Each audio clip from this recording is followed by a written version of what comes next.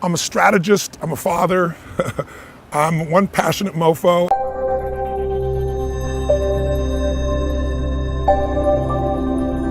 So I've had the leaders of countries, presidents of the United States, presidents of the largest companies in the world, billionaire entrepreneurs, and I've had moms and dads and entertainers, Serena Williams in the sports field, Hugh Jackman, Pitbull, Usher, you name it. So the one thing they all have in common, I think, is they're hungry. And I know that sounds simplistic, but I believe that's the single most important element that separates the quality of people's lives. It's not just the ability to have hunger, but to sustain it. Hunger means that you want more. You want more of yourself. You want to make a bigger difference. You want to be a better parent. You want to do something more than there is today, and that you don't get satisfied. Most people start out with hunger at an early stage of life and they lose it. But the people that come to me are hungry either because something's happened, they've had a birthday with a 0 on it, they've gone through a divorce, they're starting a business and they know I've got to have a different level, or they're the best in the world and they're always looking for that edge that makes the difference. What keeps you hungry? I am hungry. I think what it is I think everybody is born with hunger. Like there's a desire to grow, to expand, to learn, and then disappointment sets in early in life for most people. And then we look to blame something outside of ourselves. And there are many events in our lives that can affect us all. We've all had pain and challenges. But I think if you can find within yourself the part of you that wants to constantly give something more than yourself, if you can find a mission larger than yourself, then you're more pulled to do something than trying to push yourself. And pull has much more power than push. I always say motive does matter. That if your motive is to serve something greater, there is an energy that comes up inside of you. So I feed 2 million people a year because somebody fed my family when I was 11 years old, and now this year we're feeding 4 million. I want to do more in that area. And every business I'm in, that drive just doesn't go away. Well, it's interesting, since 2008, you've seen most large enterprise companies have really figured out how to respond to the world economic crisis at that time by cutting, right? They figured out how to cut their costs, they grew their bottom lines, and they built up their cash. And so they've done very well. But that was 5 years ago, and it's getting hard to keep cutting. You can't cut your way to growth at this point. So most major corporations are now saying, what do we do about the top line? How do we really grow revenues and sales? And so I built something called Coaching in the Cloud, which we've done for some of the most successful companies in the world. And what it does is it comes in and it revamps the sales process. You think about it, in the 1990s, you had all these companies that were re-engineering, and they said, look, we're going to go virtual and save the real estate. And all these salespeople are going to just virtualize. There weren't great tools then, there are now, Salesforce.com being one of those, right? But the challenge is they've lost some of the disciplines that maximize the process. So we also, though, are showing people how to maximize technology. So I have a patent pending process in a company that's working with everybody from General Electric to Reuters. It's called Knowledge Now. And it allows you to take the knowledge you need, instead of learning the old style, we got great technology and an old way of learning, you get to learn in the application, like Salesforce.com. While you're there, you're able to get the answers you need when you're working on clients right now, not go to some class where you're going to forget 90% of it, but do it right now. We found it to be really, really impactful. Well, I believe in rapid change. Technology allows you to create change really rapidly. And I think, social media I've found to be a really useful research tool, because we're living in a world where so much information is coming at us all the time that I always say, it's like we're drowning in information, but we're starving for some wisdom.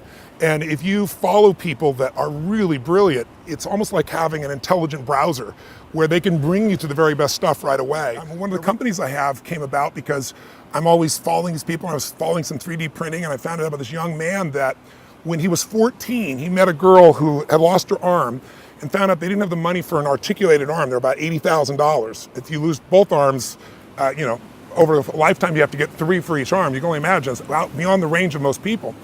And at 17, he created an artificial arm that does more than the traditional arm, articulates, but it can actually, lift 350 pounds.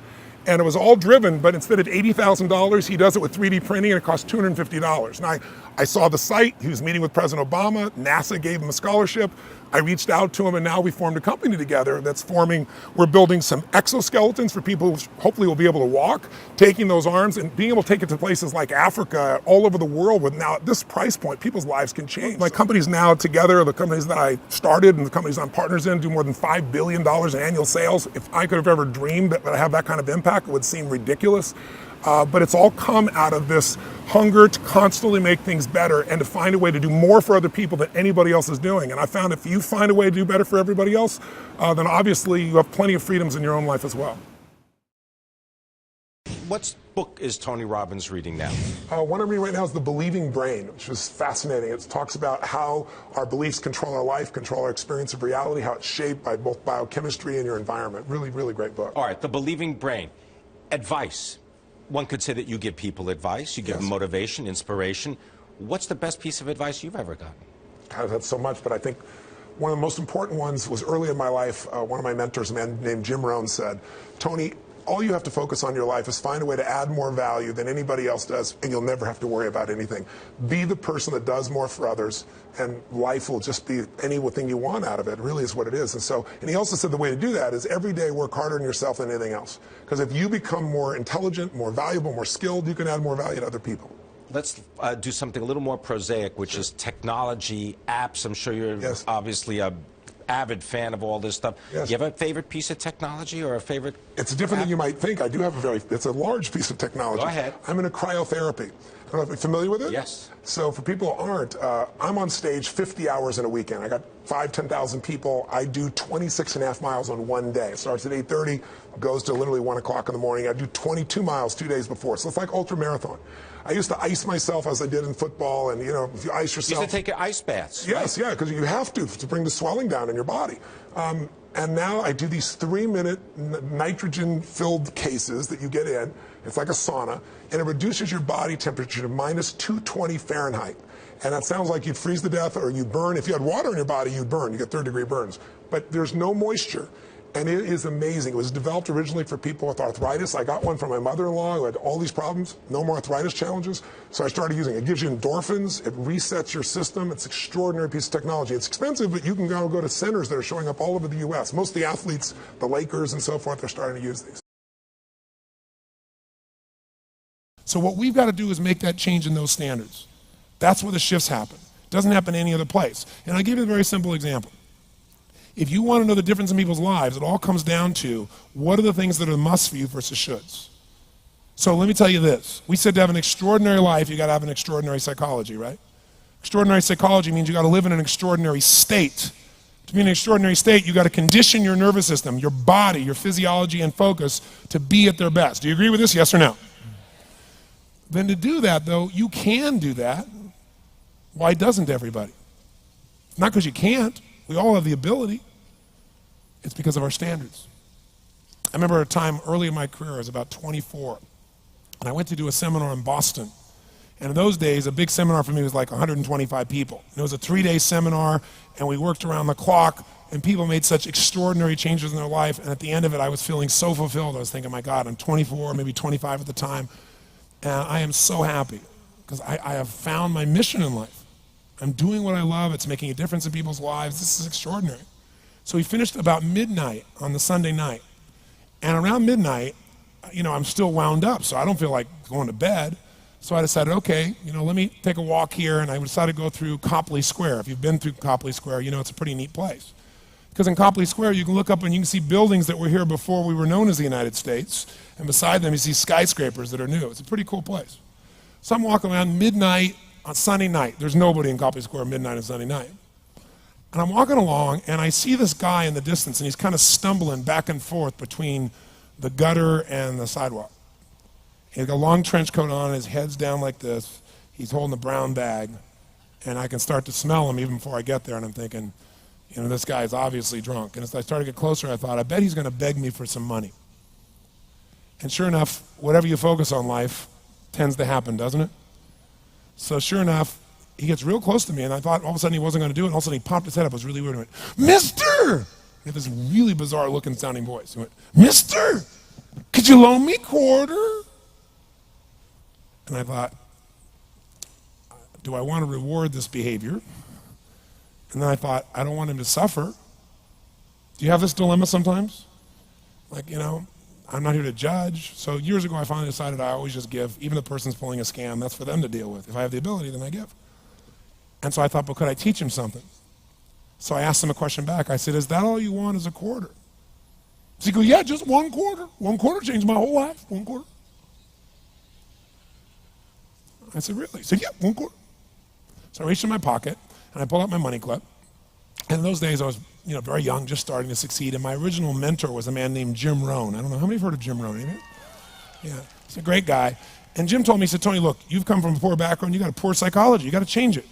He said, you don't have any money, so pretend you do. He said, start training your brain, condition it. He said, go save all your money, get $300 bills and put them on the outside of your money clip, even though you only have $5 in between them. So every time you put it out, you'll see that, you'll feel inspired, you'll feel better.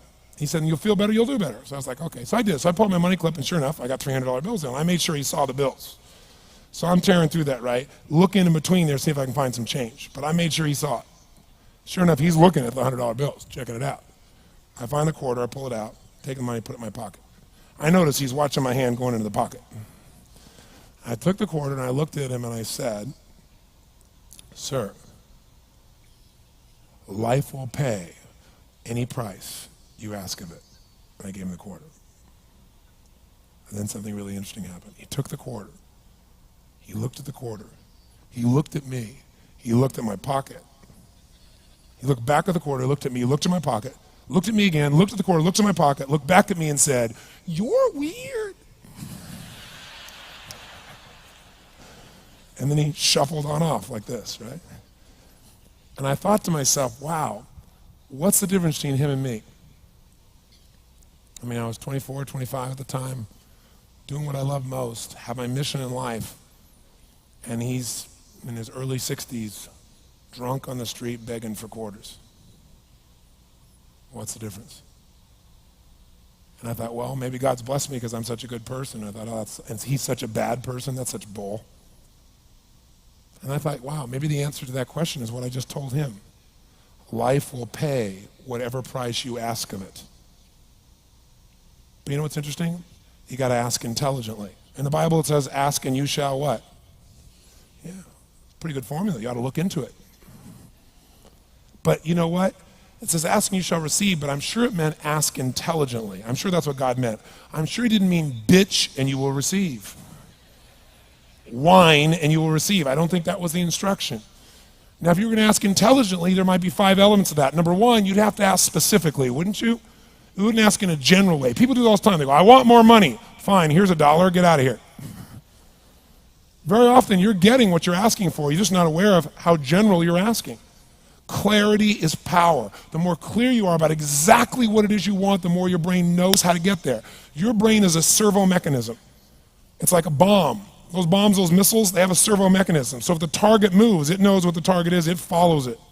Your brain, when you condition it, knows exactly what to go for and it'll find a way to get there. Did you ever buy a certain outfit or a certain car and suddenly see that car outfit everywhere? How many of you have had that experience? Say, aye. How come that car outfit's everywhere? It always was everywhere, but now you notice it. And the reason is because there's a part of your brain called the reticular activating system, the RAS. That part of your brain determines what you notice and what you don't notice. Your brain spends most of its time trying to make sure you don't notice because you'll go crazy if you notice everything. But when you decide what's most important to you, your brain goes after it. Everyone I know who's successful builds what I call an RPM plan. An RPM is built on the metaphor that the way to get from where you are to where do you want to go to the fastest is you got to build power, like in a car, RPMs. And the R stands for they know the result they're after. They know what they want precisely. If you don't know exactly what you want or you let yourself get beyond that into something general, you're not going to achieve it. Clarity is power. You got to know the specific result you're after. What do you want? If you can't answer that question right now in your personal life, in your body, in your relationships, in your finances, in your spirituality, then you're not going to be as fulfilled as you want to be. Today we're going to have you answer one of those questions at least. The second part of it, you got to know P, why you're doing it. Because you know what? You may get a big goal. Somebody says, I want to make $1 billion. I want to bring peace to the earth. Why? Because as soon as you come up with a goal, all the obstacles show up. And unless you've got enough emotional drive to break through that, you're never going to discover what it really takes. So you got to get yourself past that. And the way to get past that is have enough reasons. Reasons come first, answers come second. This man did not know what he wanted. He did not have enough reasons.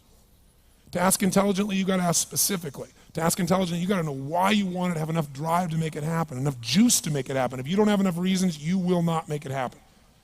And the M is, what is your massive action plan? What is going to get you to actually fall through? Because the first plan's not going to work and the second plan's going to work, so you better have enough plans that if the first two don't work, you still got something else. Otherwise, you're going to be having excuses why it didn't work. So asking intelligently requires that.